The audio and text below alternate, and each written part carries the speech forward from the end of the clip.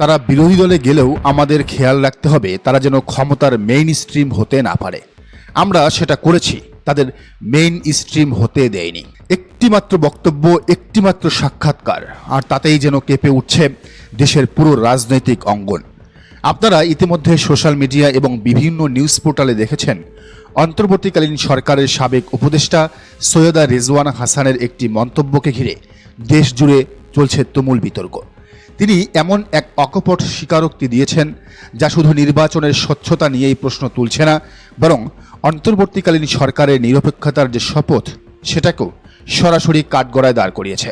Channel ওয়ানের সাংবাদিকের একটি প্রশ্নের জবাবে তিনি যা বলেছেন তা বাংলাদেশের গণতান্ত্রিক ইতিহাসে একটি নজিরবিহীন ঘটনা হিসেবেই লেখা থাকবে হয়তো। প্রশ্ন ছিল, যারা নারীর সমান অধিকার চায় না সেই শক্তির একটা অংশ এখন বিরোধী দলে কিনা। এর জবাবে তিনি অত্যন্ত স্পষ্ট ভাষায় বলেছেন, তারা বিরোধী দলে গেলেও আমাদের খেয়াল রাখতে হবে যে তারা যেন ক্ষমতার মেইন স্ট্রিম হতে না পারে, মানে মূল জায়গায় যেতে না পারে। আমরা সেটা নিশ্চিত করেছি, তাদের মেইন স্ট্রিম হতে দেয়নি। দর্শক, একটু গভীরভাবে চিন্তা করুন, এই কথাটির অর্থ কি? আমরা সেটা করেছি, তাদের মেইন স্ট্রিম হতে দেয়নি। এই আমরা কারা? এই শক্তির মাধ্যমে তিনি কাদের বুঝিয়েছেন? দেশের আপামর জনগণ এবং রাজনৈতিক বিশ্লেষকদের কাছে এটি একেবারেই দিনের আলোর মতো স্পষ্ট যে এই ইঙ্গিত বাংলাদেশ জামায়াতে ইসলামীর দিকেই করা হয়েছে। নির্বাচনের আগে আমরা সবাই দেখেছি দেশের আনাচে কানাচে জামায়াতের পক্ষে এক অভূতপূর্ব গণজোয়ার তৈরি হয়েছিল। সাধারণ মানুষের একটি বড় অংশ তাদের সমর্থন দিচ্ছিল, কিন্তু ভোটের ফলাফলে তার প্রতিফলন ঘটেনি। কেন ঘটেনি? সেই উত্তর যেন আজ স্বয়ং সাবেক উপদেষ্টার মুখ থেকেই বেরিয়ে এলো। জনগণের এই রায়কে রুখে দিতে কতিপয় উপদেষ্টা যে কতটা মরিয়া ছিলেন তা আজ জাতির সামনেও উন্মোচিত। অনেকেই বলছেন এটি স্রেফ কোনো রাজনৈতিক মন্তব্য নয়, এটি 2026 সালের ইলেকশন ইঞ্জিনিয়ারিংয়ের এক সহজ সরল এবং ভয়ঙ্কর স্বীকারোক্তি। এই একই স্বীকারোক্তি নির্বাচনের দিনই যেদিন ফলাফল হয় সেদিন দিয়েছিলেন আসিফ নজরুল। জাস্ট একটা ওয়ার্ডে কি লিখেছিলেন তিনি? আলহামদুলিল্লাহ। একজন উপদেষ্টা ভোটের দিন কি কারণে রেজাল্টের পর আলহামদুলিল্লাহ পড়েন, এটা আপনাদের বুঝতে কি আর বাকি থাকে? 2008 সালের নির্বাচনের পর সেই ইঞ্জিনিয়ারিং বুঝতে দেশের মানুষের কয়েক বছর সময় লেগেছিল, কিন্তু 2026 সালের এই ইঞ্জিনিয়ারিং বুঝতে জনগণের খুব বেশি সময় লাগলো না। কারণ যারা এই ষড়যন্ত্রে নেপথ্যে ছিলেন তারা নিজেরাই আজ নিজেদের কৃতকর্মের কথা প্রকাশ্যে স্বীকার করে নিচ্ছেন। অন্তর্বর্তীকালীন সরকারের প্রধান দায়িত্ব কি? একটি অবাধ, সুষ্ঠু এবং নিরপেক্ষ নির্বাচন আয়োজন করা, তাই তো? সবার জন্য সেখানে লেভেল প্লেইং ফিল্ড তৈরি করতে হবে, এটাই তাদের দায়িত্ব ছিল। কিন্তু উপদেষ্টারা যদি নিরপেক্ষ না থাকেন, তারা যদি ডেলিভারেটলি বা ইচ্ছাকৃতভাবে কাউকে ক্ষমতায় আনেন অথবা কাউকে ক্ষমতায় আসতে না দেওয়ার জন্য সর্বশক্তি নিয়োগ করেন, তাহলে তাদের পায়ের নিচে আদৌ কি কোনো মাটি থাকে?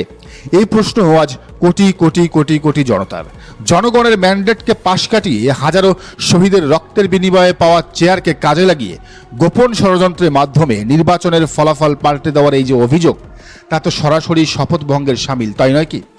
আজ অনেকেই প্রশ্ন তুলছেন, এই উপদেষ্টা মণ্ডলী কি তবে সেই ডিপ স্টেট বা গুপ্ত রাষ্ট্রযন্ত্র হিসেবে কাজ করেছে, যারা পর্দার আড়াল থেকে কলকাঠি নেড়েছে এবং জনগণের ভোটাধিকারকে নিজেদের ইচ্ছে মতো ম্যানিপুলেট করেছে?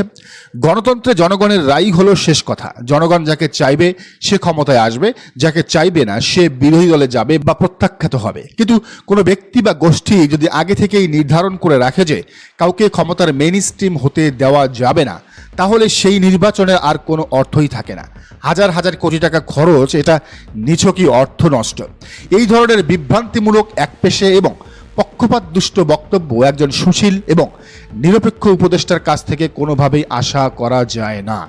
দায়িত্ব পালনকালীন সময়ে এ ধরনের পক্ষপাতিত্ব করার দায়ে তিনি অভিশংসনের যোগ্য ছিলেন বলেই অনেক আইনজ্ঞ এবং রাজনৈতিক বিশ্লেষক মনে করেন। আজ সোশ্যাল মিডিয়া থেকে শুরু করে চায়ের কাপে একটাই ঝড়। ইলেকশন ইঞ্জিনিয়ারিং করে জনগণের রায় পাল্টানোর এই মারাত্মক অপরাধে সাবেক উপদেষ্টা সৈয়দা রিজওয়ানা হাসানকে কি আইনের আওতায় আনা উচিত নয়? তাকে গ্রেফতারের যে জোরালো দাবি উঠেছে তা কি সম্পূর্ণ অযৌক্তিক? আমরা যদি পিছনের দিকে তাকাই তবে দেখব এই অন্তর্বর্তীকালীন সরকারের প্রতি মানুষের কতটুকু আস্থা ছিল, কিন্তু এই একটি মন্তব্য সে আস্থার ভিতকে পুরোপুরি নাড়িয়ে দিয়েছে। ওরা যদি এই সূক্ষ্ম ষড়যন্ত্র না করত, তাহলে হয়তো দেশের রাজনৈতিক দৃশ্যপট আজ সম্পূর্ণ অন্যরকমও হতে পারত। একটি সুনির্দিষ্ট রাজনৈতিক দলকে ক্ষমতার বাইরে রাখার জন্য রাষ্ট্রযন্ত্রের এই নগ্ন ব্যবহার কোনোভাবেই সুস্থ রাজনীতির পরিচায়ক নয়। এই স্বীকারোক্তি প্রমাণ করে যে নিরপেক্ষতার আড়ালে আসলে কতটা গভীরভাবে পক্ষপাতিত্বের বীজ বোনা হয়েছিল। যখন একজন উপদেষ্টা বলেন তাদেরকে আমরা মেইন স্ট্রিম হতে দিই নাই, তখন এটি আর কেবল একটি মন্তব্য থাকে না, এটি হয়ে দাঁড়ায় একটি ডকুমেন্টেড প্রমাণ। একটি দেশের গণতান্ত্রিক প্রক্রিয়ায় কে মূলধারায় আসবে আর কে আসবে না তা নির্ধারণ করার একমাত্র মালিক দেশের জনগণ। ব্যালট পেপারের মাধ্যমেই সেই সিদ্ধান্ত আসার কথা, কিন্তু সেখানে যদি আগে থেকেই কোনো ছক কষা থাকে তবে সেই নির্বাচনকে কি আর নির্বাচন বলা যায়? আজ সাধারণ মানুষের মনে যে ক্ষোভের সৃষ্টি হয়েছে তা অমূলক নয়। আগামী দিনে এই ইস্যুটি দেশের রাজনীতিতে কী প্রভাব ফেলবে তা সময়ই বলে দেবে। তবে এতটুকু নিশ্চিত করে বলা যায় যে জনগণের ভোটাধিকার নিয়ে সিনিমিনি খেলার এই ইতিহাস জাতি খুব সহজে ভুলবে না। রেজওয়ানা আজ নিজেই প্রকাশ্যে ইলেকশন ইঞ্জিনিয়ারিং এর কথা স্বীকার করে নিচ্ছেন। এর মানে কি দাঁড়ায়? এর মানে হলো ভোটের মাসকে কেবল কাগজে কলমে সাজিয়ে জনগণের রায়কে পুরোপুরি উপেক্ষা করে ফলাফলকে রীতিমতো টেবিলে বসেই গড়ে তোলার যে ভয়ঙ্কর খেলায় তারা জড়িত ছিল তা আজ আর কোনো বিরোধী দলের নিছক অভিযোগ নয়, এটি তাদের নিজেদেরই দেওয়া সরাসরি স্বীকারোক্তি। একটি নির্দিষ্ট দলকে হারানোর জন্য জনগণের ব্যালট নয়, বরং ব্যবহার করা হয়েছে অত্যন্ত কৌশলী এক নকশা ইঞ্জিনিয়ারিং। কাজ করেছে অদৃশ্য এক বোর্ডরুম। জনগণের পবিত্র বিশ্বাসকে সরিয়ে রেখে পর্দার আড়ালে বসে যেভাবে নির্বাচনের ফলাফল ইঞ্জিনিয়ারিং করা হয়েছে, একজন ভোটার হিসাবে এর চেয়ে বড় কষ্টের জায়গা আর কি হতে পারে? আমরা রোদে পুড়ে বৃষ্টিতে ভিজে লাইনে দাঁড়িয়ে ভোট দিই। আমরা বিশ্বাস করি আমাদের ভোটে নেতা নির্বাচিত হবে, আর তারা সেই বিশ্বাসকে নিজেদের নকশা দিয়ে ভেঙে চুরমার করে দেয়, ফলাফল বানায় নিজেদের ইচ্ছা মতো, ঠিক শেখ হাসিনার মতো। আজ হয়তো শুধু ইলেকশন ইঞ্জিনিয়ারিংয়ের কথা বেরিয়েছে, কিন্তু এই যে সত্য বেরিয়ে আসার ধারা শুরু হলো, কে বলতে পারে কাল হয়তো আরো গভীর এবং অন্ধকার বিষয়গুলো সামনে চলে আসবে। এই পুরো ষড়যন্ত্রের জাল আসলে কতটা বিস্তৃত তা বুঝতে হলে আমাদের রাজনৈতিক ক্ষমতার নেপথ্যের খেলাটা বুঝতে হবে। রাজনৈতিক বিশ্লেষক থেকে শুরু করে সাধারণ মানুষ আজ স্পষ্ট দেখতে পাচ্ছে তারেক রহমানের যে দীর্ঘমেয়াদী প্ল্যান তা এখন একেবারে প্রকাশ্যে মাঠে নেমে পড়েছে। এরা আসলে কি চায়? এদের মূল উদ্দেশ্যগুলো যদি আমরা বিশ্লেষণ করি তাহলে তিনটি বিষয় একেবারেই পরিষ্কার হয়ে যায়। প্রথমত, এরা চায় যে কোনো মূল্যে ৭১ কেন্দ্রিক যে রাজনৈতিক বন্দোবস্ত তা অটুট থাকুক, বিএনপি না হয় আওয়ামী লীগ। ক্ষমতার এই যে চিরাচরিত বাইনারি, তারা চায় রাষ্ট্র ক্ষমতা যেন এই দুই মেরুর মাঝেই ঘুরপাক খায়। তারা হয়তো কৌশলে লীগকেই আবার কোনো এক রূপে ফিরিয়ে আনতে চাইবে। দ্বিতীয়ত, যদি কোনো কারণে তারা লীগকে রাজনৈতিক মাঠে ফিরিয়ে আনতে ব্যর্থ হয় তবে তাদের ব্যাকআপ প্ল্যান হলো এনসিপিকে প্রধান বিরোধী দল হিসেবে দাঁড় করানো।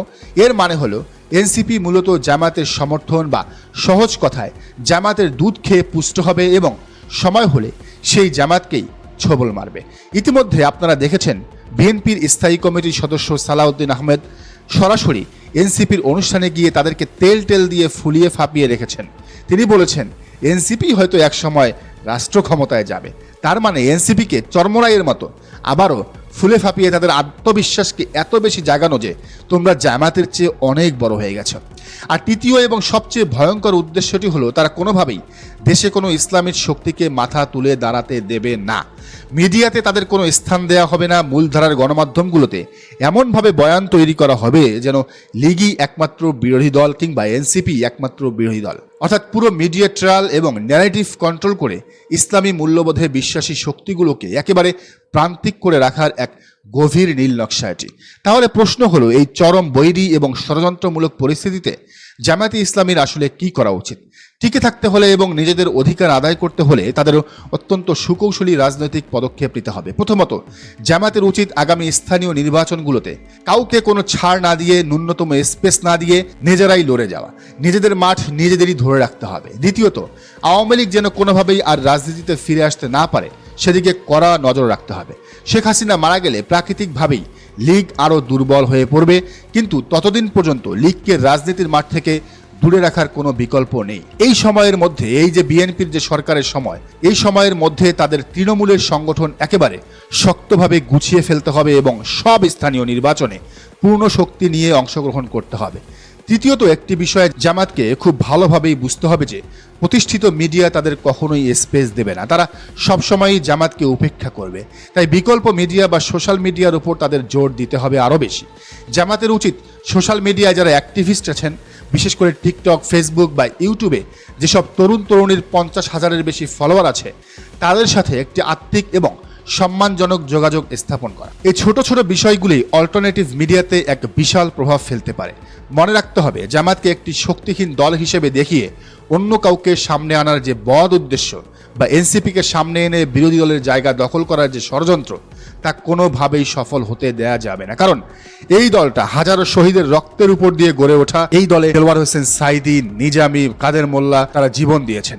সেই শিকড় উফরে ফেলার সাধ্য এই টেবিল মেড ইঞ্জিনিয়ারদের নেই এবং অতি দ্রুত এই রেজওয়ানার গ্রেফতারের দাবি জামাতের জানাতেই হবে। দর্শক, আপনি বিষয়টিকে কিভাবে দেখছেন জানান মন্তব্যের ঘরে। আর এই চ্যানেলে নতুন হলে অবশ্যই সাবস্ক্রাইব করে বেল আইকনটি বাজিয়ে রাখুন।